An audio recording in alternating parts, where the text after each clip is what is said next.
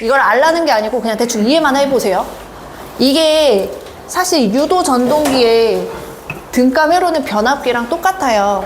봐봐요. 1차 측에 전압이 걸리면 1차 측으로 전류가 들어가면서 철순도 생기죠. 자속을 만들죠. 그쵸? 1차 측 건선 되게 많이 감겨 있잖아요. 그러니까 건선 저항, 건선 리액턴스 존재하고 여기 자속의 변화량이 생기니까 지 자체에도 기전력이 발생합니다. 자, 이건 1차 측 입장이고요. 우리는 1차 측 잘 안 보잖아요. 필요 없잖아요. 그래서 2차 측만 이렇게 보면 돼요. 이게 바로 2차 측의 등가 회로다. 보시면 2차 측에 기전력이 껴요. 거기에 건선 많이 감겨 있으니까 건선 저항, 건선 리액턴스 존재. 근데 이때는 정지시야. 그러니까 개회로로 그렸어요. 그냥 왜냐면 회전하지 않으니까. 전류가 0이니까. 그래서 이게 2차 측 정지시라고 표현을 하면 이제 운전시예요. 그럼 이제 이쪽으로 전류가 흐를 수 있겠죠. 보시면 동일합니다. 근데 뭐가 달라요? 운전시하고 정지시에는 슬립의 유무야. 무유. 그래서 운전하는 것만큼의 차이가 생기죠. 근데 이 주파수하고 관계가 있잖아요. 슬립은 주파수와 관계가 있기 때문에 주파수와 관계없는 이 건선 자체 저항하고는 아무 관계가 없어요. 슬립은. 그래서 주파수의 영향을 받는 애들한테 슬립이 낍니다. 그럼 이렇게 발생할 수 있겠죠. 이거를 이렇게도 고쳐서 쓸 수 있죠. 그냥 다 슬립으로 나눠요. 슬립으로 나누면 얘는 이제 원래 이 정지 상태랑 똑같이 표현할 수 있는데 얘는 건선 저항은 슬립분의 1이라는 게 들어가게 돼요. 근데 우리가 2차 측에 흐르는 전류, 여기 2차 측에 흐르는 전류는 전체 임피던스 분의 전압이 되잖아요. 그걸 계산한 게 이거예요. 전체 임피던스. R의 제곱 플러스 X의 제곱이죠. 근데 R은 S분의 R2의 제곱이 되는 거잖아요. 플러스 X의 제곱 분의 2가 돼. 이게 2차 측에 흐르는 전류입니다. 근데 이제 동기 와트에다가 대입을 시키겠다 이거야. 동기 와트는 요 2차 측에 있는 전체 요 저항 성분에서 발생하는 와트 이렇게 생각하시면 되는데, 그래서 동기 와트는 전류가 전체 저항 성분으로 들어갔을 때 생기는 와트야. 이렇게 가는 거예요. 그래서 그거를 I2의 제곱 곱하기 전체 저항 성분 저거잖아요. S분의 R2 요게 되는 거죠. 그래서 여기다 대입을 하는 거예요. 대입을 했더니 I2 대신에 요거를 1로 끌어와. 그래서 얘 제곱이 되니까 결국은 자 보이시죠? 요거예요. 동기 와트라는 녀석은 2차 측에 걸리는 유도 기전력의 제곱에 비례한다. 그래서 이 관계가 성립을 하죠. 근데 아까 우리가 봤던 토크 공식에 의해서 이것까지 성립한다라는 거예요. 이렇게요. 그러면 이제 어떤 문제가 나오냐면 내가 유도 기전력의 그 공급 전압을 80%를 감소시켰대요. 그러면 토크는 몇 % 감소될 것 같아? 라는 문제가 있어요. 그럼 제가 공급 전압을 80% 감소했잖아요. 그러면 토크는 어떻게 돼요? 얘도 감소하겠죠. 이게 80% 감소해요? 아니죠. 네, 감소하겠죠. 그래서 얘는 전체의 64%로 감소하고 전체 80% 감소를 시키면 왜? 80%의 제곱을 시킨 걸까요? 0.8에 제곱하면 0.64, 네, 64%가 되는 거죠. 그래서 이런 식의 문제가 나와요. 그래서 그렇구나 정도만 보시면 돼요. 이걸 보시는 게 차라리 좀 납득은 되실 것 같아서 예, 그려는 봤어요. 이걸 보시라는 건 아니에요. 자, 같이 계산해 볼게요. 먼저 저랑은 31번 문제를 보실게요. 전압이요. 220V 60Hz가 들어가는 4극 3상짜리 유도 전동기가 있어요. 근데 이게 부하를 다 걸었을 때 슬립이 5%가 걸리는 거야. 그러면은 그때 출력이 17kW가 나온대요. 토크는 얼마냐? 자, 뉴턴미터입니다. 어떻게 가요? 9.55 곱하기 회전 속도분의 출력 이렇게 가면 되죠. 그쵸? 자, 그래서 어차피 출력 줬어요. 그럼 우리 회전 속도만 계산하면 되겠네요. 자, 회전 속도는 1-S 곱하기 P분의 120F로 구할 수 있겠죠. 다 줬잖아요. 극수, 주파수.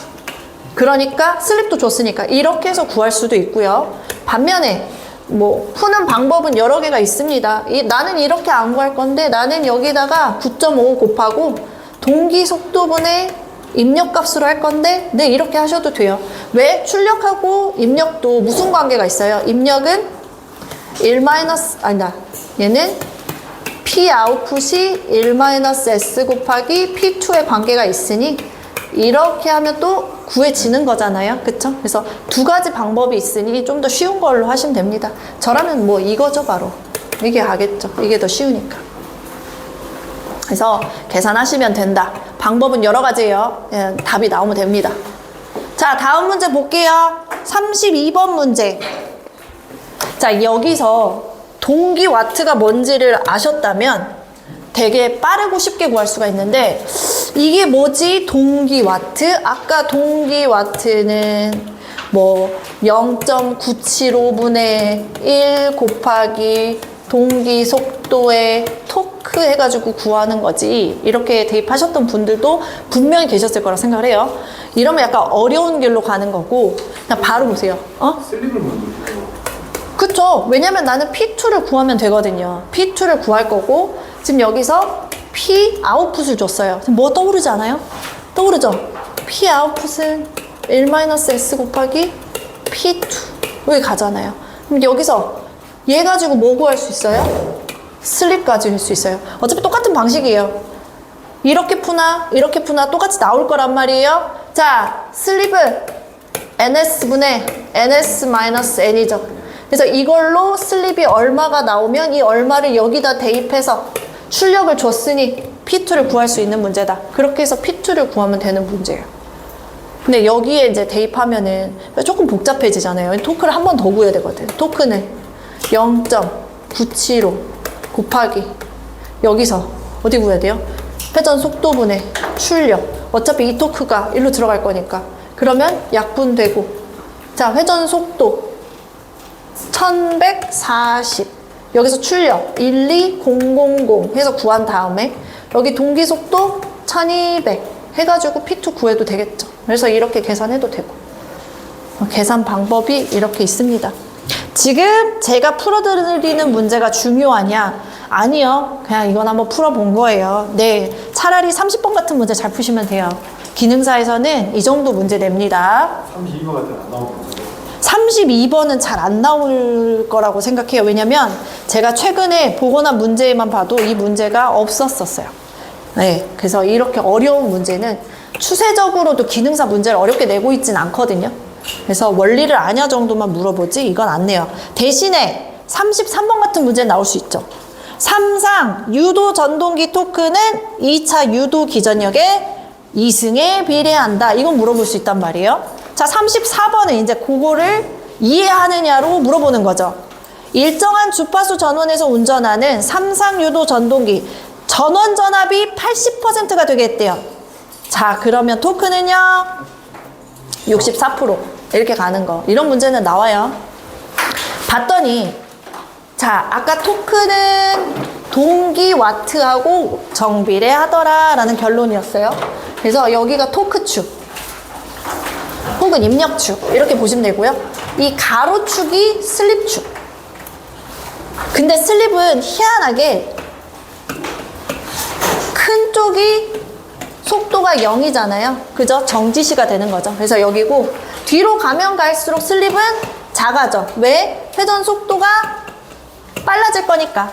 그래서 회전 속도 기준으로 둔 거예요. 그래서 슬립은 오른쪽으로 가면 갈수록 값이 작아져요. 왼쪽으로 갈수록 값이 커져요. 여기는 좀 반대죠. 우리가 생각하는 그런 형식하고. 네. 왜냐면 회전 속도 때문에 그래요. 그래서 처음에 기동시, 그 다음에 여기는 이제 무부하시 이렇게 가는 거예요. 자, 어떤 부하가 있대요. 그 부하가 이만큼의 토크가 필요하대요. 이 부하를 기동시키려면 이만큼의 부하가 필요한 거야.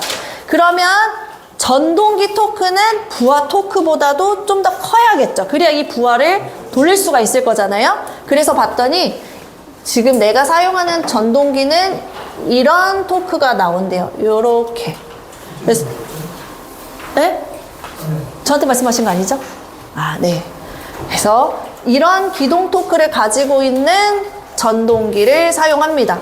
그래서 처음에 시작하는 토크가 이만큼 걸리는 거잖아요. 그래서 이 점을 우리는 기동 토크야 라고 말해요. 처음 시작 점을. 왜냐면 속도가 0일 때, 그때 필요한 토크니까. 자, 점점 올라가죠. 점점 올라가죠. 이게 가속 토크야. 그래서 점점 올라가. 그러다가 정점을 찍습니다. 최대 토크입니다. 그죠? 최대 토크. 이 정점을 찍고는 이제 토크가 더 이상 필요 없죠. 왜 회전 속도가 빨리 잘 돌고 있을 거니까. 그래서 토크가 점점 내려가서 이 부하 토크하고 전동기 토크가 만나는 이 점을 우리는 부하가 다 걸렸을 때 걸리는 토크다. 부하 토크와 전동기 토크가 같아지는 점을 전부하 토크라고 합니다.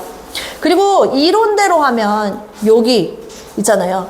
여기가 뭐여야 돼요? 토크가 가장 낮을 때 속도는 가장 빠를 때잖아요. 그래서 이때가 무부하 토크여야 되는데 실제로 돌리면 무부하 토크는 여기까지는 못 가고요. 여기서 걸린다고 해요. 그래서 이 정도에서 무부하 토크가 걸리더라라고 보시면 되겠어요. 그래서 이게 슬립과 토크의 관계 곡선입니다. 이게 돼요. 자, 최대 토크가 걸렸어요. 요때 쭉 내려가 봐. 요때 이 점을 우리는 당연히 최대 토크 슬립이라고 한다라고 하겠죠. 자, 그럼 최대 토크 슬립을 계산을 해보겠대요. 자, 최대 토크 슬립은 최대 토크의 기울기가 0이 되는 지점에서 생기는 거잖아요. 그쵸? 기울기가 0이잖아요. 뭔가 커지고 작아지는 게 없이 다 일정하니까 변화량이 0일 때죠. 그래서 그걸 계산했대. 그걸 계산하면 이게 나오더라 이거예요.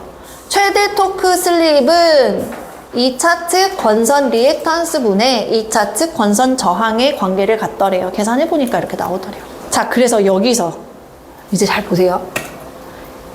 자, 저항값을 증가시키면 어떻게 돼요? 최대 토크 슬립이 증가하죠. 봐봐, 식의 관계만 봐봐요. 저항값을 증가시키면 최대 토크 슬립이 증가해. 그래서 쓴 방법이 이미 감겨져 있는 권선 저항을 크게 할 수는 없고 외부에다가 저항을 달아요. 그럼 어쨌든 R값의 증가한 거잖아요. 그래서 가변 저항기를 통해서 기억나세요? 우리 권선형 유도 전동기는 축에 슬립 링이 이렇게 달려서 여기에 가변 저항기를 이렇게 달았었단 말이에요. 얘예요. 이 값을 달아. 이 값을 증가시키는 거야. 그러면 얘가 증가하죠? 그럼 뭐가 증가해요? 최대 토크 슬립이 증가해요. 증가한다는 게 어떤 식으로 나오냐? 이렇게 나오더래요. 이런 식의 곡선이 나와요. 이런 식의. 자, 봐봐요. 어때요? 최대 토크 슬립에서 외부 저항을 증가시켰더니 지금 최대 토크는 변해요? 안 변해요? 안 변해. 뭐만 변해요? 최대 토크 슬립이 점점 커지잖아요. 그리고 하나 더 커지는 거 있는데 뭐게요? 최대 토크 슬립만 커지는 게 아니죠. 누가 동시에 커져요? 그렇죠.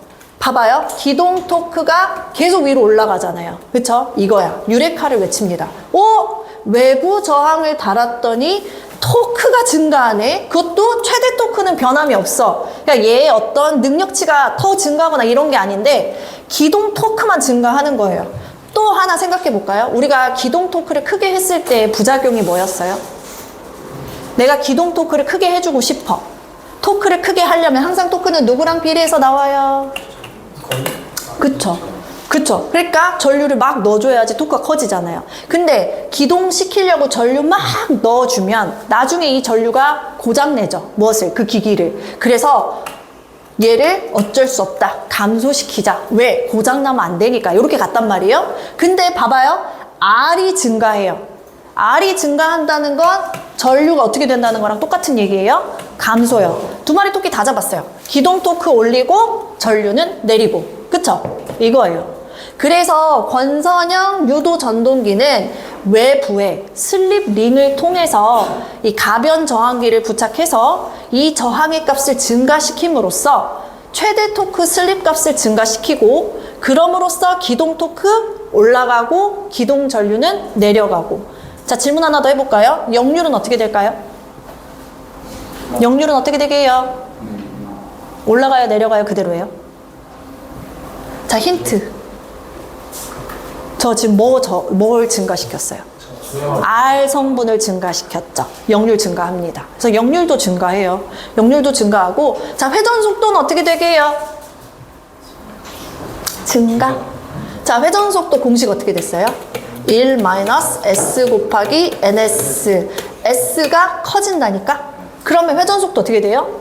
감소. 그렇죠. 그러니까 어떤 의미가 돼요? 아, 외부에 있는 저항기를 통해서 속도 조절도 가능하겠네. 이게 되는 거예요. 여기까지요. 그럼 정리를 한번 해볼까요? 정리를 해봤어.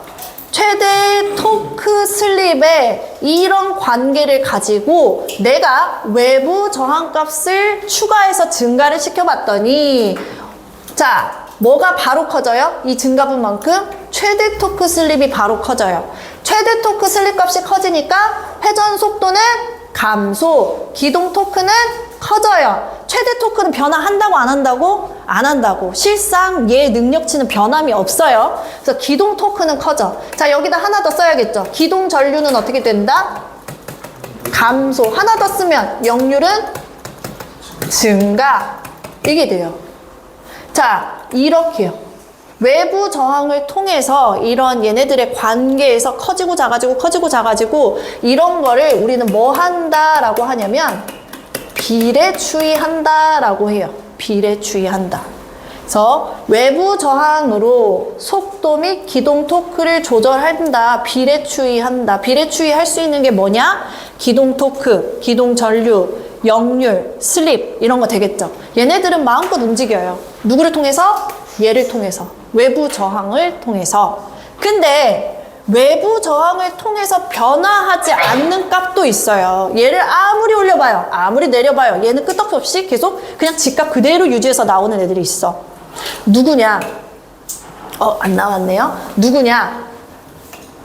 자, 지금부터 이렇게 외울게요. 출, 효, 동, 부입니다. 약간 주문 같죠? 출효동동부예요. 출효동동부. 출력, 그 기기의 기계적 출력 값은 변하지 않습니다. 그러니까 지 능력은 그대로 유지가 돼요. 효율도 변하지 않습니다. 효율하고 관계 있는 거 동손이죠. 동손 변하지 않습니다. 또한 동기 속도도 변하지 않습니다. 속도 제어가 된다고 했는데 회전자 속도를 조절하는 거지 동기 속도가 변하진 않아요. 자, 하나 더.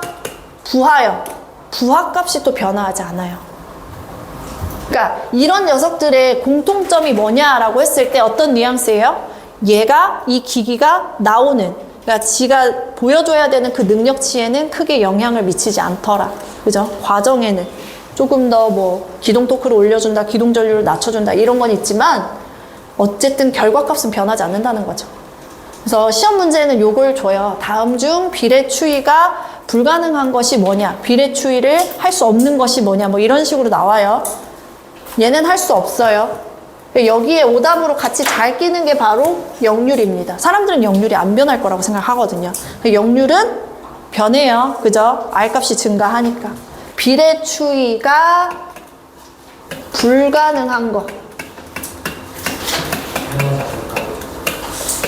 이거예요. 그리고 여기는 제가 지울게요. 그러면 얘네는 여기다 쓸게요. 이게 바로 뭐다? 이게 비례추이할 수 있는 것. 요렇게 구분해서 보시면 되겠죠? 이렇게. 그래서 비례추이가 불가능한 것, 출효, 동동부. 이거요. 자, 이 비례추이를 누구가 할 수 있다? 권선형 유도 전동기가 할 수 있습니다. 그래서 권선형 유도 전동기는 비례추이로 속도 제어, 기동 토크, 기동 전류, 역류 이런 거 다 제어할 수 있습니다. 자, 여기까지 보시면 우리가 유도 전동기에 이제 어떤 이론들은 다 배운 것 같아요. 네. 근데 이제 뭐 남았어? 전동기니까. 이런 거 남았어요. 기동법, 속도 제어법, 그 다음에 제동 방법. 이렇게 세 가지가 또 나오겠죠. 그래서 우리 기동법부터 좀 보시면 크게 두 가지로 나눠요. 왜냐면 우리가 유도 전동기의 종류 두 개가 있었거든요. 무슨 전동기, 무슨 전동기? 농형 유도 전동기. 그 다음에 권선형 유도 전동기 이렇게 있었잖아요. 그쵸? 자, 그래서 농형 유도전동기의 기동법과 건선형 유도전동기의 기동법을 구분할 수 있어야 됩니다. 시험 문제는 당연히 얘가 잘 나와요. 왜냐면 얘는 우리 이미 알잖아요. 뭐예요? 2차 저항으로 기동을 조절하죠. 그래서 이거는 2차 저항 기동법 이렇게 하나 있어요. 얘는. 나머지 거는 얘야. 자, 농형은 토크를 키우려면 전류를 크게 해야 합니다. 그러면 기동 토크를 위한 큰 기동 전류는 오히려 유도 전동기에게 독이 될 수 있다. 그래서 대부분 뭘 시키냐면 전압을 낮춰요. 기동 전류 감소시키려고. 이게 갑니다. 그래서 대부분은 다 감전압 시켜요. 근데 전전압을 때려 박는 것도 있어. 어쩔 때 굉장히 소형 유도 전동기는 가능해. 그래서 전전압으로 주는 걸 우리는 직입 기동이라는 표현을 쓰고요. 직입 기동 방식은 아주 소형의 전동기, 얼마 이하요? 5kW 이하의 소형 전동기에 이제 걸어주더라.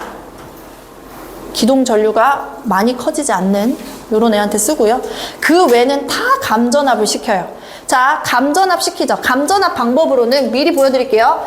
감전압 방법 1번 Y 델타 기동법이 있습니다. 두 번째가 리액터 기동법. 세 번째가 뒤에 다 나와 있어요. 세 번째는 1차 저항 기동법. 네 번째가 보상 기동기법. 이렇게 있어요. 그래서 네 가지가 있을 건데 하나씩 볼게요. 시험 문제 잘 나오는 건 얘 잘 내요. 원래 전전압으로 하면 델타였을 거예요. 근데 아니야. 기동은 Y로 할 거야. 자, Y 하면 특징이 뭐예요? Y의 특징. 들어오는 전압보다 상에 걸리는 전압이 몇 배 감소해요? 루트 3분의 1배 감소해요. 그거 사용하는 거예요. 그래서 그걸 가지고 계산을 해서 전전압하고 이렇게 감전압 시켰을 때랑 그 전류가 얼만큼의 차이가 나냐 봤더니 3분의 1배 차이가 나더래요. 자, 이거 보세요. Y로 기동했을 때, Y결선으로 기동했을 때 전류는 전전압으로 넣어줬을 때의 전류보다 몇 배 준다? 3분의 1배 주는 거야. 이유는요, 전압이 감소되니까요. 그래서 이렇게 계산하면 나와요. 그래서 요런 문제 납니다. 전전압 시 기동 전류가 150A 정도 됐대요. 이거를 Y 델타 기동으로 바꾸면 그러면 그때 기동 전류는 몇 암페어예요? 이 문제 나옵니다. 50. 150의 3분의 1배인 50A가 나오겠죠. 이런 문제라던가 다음 중 농형 전동기의 기동법으로 알맞지 않은 것을 고르시오. 뭐 이런 식으로 나와서 Y 델타가 아니고 델타 Y 기동법 이런 식. 델타 기동법 이렇게 나와요. 그래서 다시 한번 Y로 기동해요. Y로 기동하는 이유는 뭐다? Y결선의 특징인 성간전압보다 상전압이 루트 3분의 1배 감소하기 때문이다. 이렇게 보시면 돼요. 그러니까 전력도 3분의 1로 감소합니다. 이건 좀 토크도 감소해요. 어쩔 수 없다. 자, 두 번째 리액터 기동법과 1차 저항 기동법은 그 맥락이 동일합니다. 자, L1, L2, L3 이게 3상이죠. 요렇게 들어와가지고 그냥 아이고 그려보자 이거는요. 이렇게 전선으로 들어오죠. 들어와서 여기에 유도 전동기가 이렇게 달려요. 그러면 그대로 전압이 이렇게 들어가는 거겠죠? 근데 여기다가 우리가 여기를 1차 측이라고 하거든요. 1차 측에다가 이 리액터를 달아요. 이렇게요. 그럼 어떻게 돼요? 전류가 리액터를 지나가면서 여기서 뭐가 생겨요? I 곱하기 XL만큼 뭐가 생겨? 전압 강화가 생겨요. 그래서 원래 걸어주는 전압보다 여기서 한번 떨어지고 들어가게 되겠죠. 그래서 감전압이 되는 거고 마찬가지야. 여기다가 뭘 하면요? 여기다가 권선 저항을 달아줘요. 1차 저항 기동법은 리액터가 아니고 저항으로 이 전압 강화를 시키는 거예요. 그래서 리액터 기동법이나 1차 저항 기동법은 뭐다? 전압 강화를 통해서 감전압을 시키는 것이다. 이렇게 되죠. 그러므로 기동 전압은 실제 투입 전압 마이너스 전압 강화 한 값으로 들어가게 된다. 그래서 얘만큼 이제 떨어지는 거죠. 자, 자, 마지막 세 번째, 기동보상기법입니다. 기동보상기법은요, 일단 15kW 이상의 대용량 전동기에서 써요. 왜요? 되게 많이 감소시켜주니까 그러겠죠. 그래서 얘는 뭘로 하는 거냐면요, 아예 변압기를 이용해버려요. 아까 요렇게 내려왔죠. 여기 유도 전동기 있죠. 여기 있죠. 이런 식으로 변압기 달아버려요. 그럼 변성 비율에 따라서 내가 줄일 수가 있잖아요. 전압을 크게도 줄일 수 있겠죠. 그래서 아예 변압기를 이용해서 전압을 변성시키는 거는 대용량 전동기에 쓴다. 기준은요 15kW요. 그리고 참고적으로 말씀드리면 얘네 셋 있죠. 얘네 셋 1, 2, 3 리액터 1차전 Y델타 기동법은 중형이요. 중형 전동기에 씁니다. 중형은 여기 나와있죠. 5kW 넘어가고 15kW 이하 이렇게요. 그래서 이런 전동기에 사용하더라. 가끔씩 나와요. 가끔씩 몇 킬로와트인지가. 특히 여기서 나 보상기동법, 기동보상기법 여기서 나와요. 그래서 몇 킬로와트인데 무슨 법을 사용해야 돼? 이런 거. 그래서 이것만 눈에 조금 봐주시면 돼요. 자, 그리고 권선형 유도 전동기는 뭘 사용한다고요? 외부에 2차 저항을 사용하더라. 그래서 2차 저항 기동법이라고 하고요. 2차 저항을 통해서 속도 제어를 한다? 할 수 있잖아. 슬립으로. 그때는 이름만 바꿔줘. 제어법이라고. 2차 저항 제어법은 속도 제어할 때. 2차 저항 기동법은 기동 토크 조절했을 때. 그러니까 어느 시점에서 부르냐에 따라서 이름이 살짝 달라질 수 있어요. 근데 똑같은 거예요. 똑같은 거. 자, 우리 속도의 공식이 어떻게 됐어요? 회전 속도는 1-S 곱하기 P분의 120F다. 자, 속도 제어하고 싶대요. 자, 뭘로 할까요? 슬립으로 제어할 수 있어요. 그쵸? 주파수로도 제어할 수 있어요. 극수로도 제어할 수 있어요. 이렇게 제어할 수 있는데 시험 문제에서 제일 많이 나오는 건 바로 주파수 제어법입니다. 자, 얘를 가지고 속도 조절한다. 뭘 사용하냐면 인버터라는 녀석을 사용합니다. 그래서 인버터를 사용해가지고 주파수 제어를 통해 속도 제어를 하는데요. 이런 인버터를 사용했을 때 그때 속도 제어 방법을 가변 전압, 가변 주파수입니다. VVVF라고 해요. 자, 주파수를 제어해서 속도 제어할 수 있어요. 그때 사용하는 게 인버터라는 녀석을 사용해요. 근데 인버터를 사용해서 속도 제어를 하는 방법을 가변전압, 가변주파수. 한국말로 잘 안 나와요. 영어로 나와요. 그래서 씁니다. VVVF예요. 그래서 이 방법을 쓰더라. 이제 삼상 유도 전동기는 끝났어. 자, 삼상 유도 전동기 종류 딱 2개 봤어요. 뭐하고 뭐 봤죠? 농형, 그 다음에 권선형. 얘네 둘은 삼상이에요. 자, 이제 단상 유도예요. 우리가 진짜 집에서 쓰는 거. 단상, 삼상 아니고. 자, 삼상은 누굴 따라 돌았어요? 회전자가?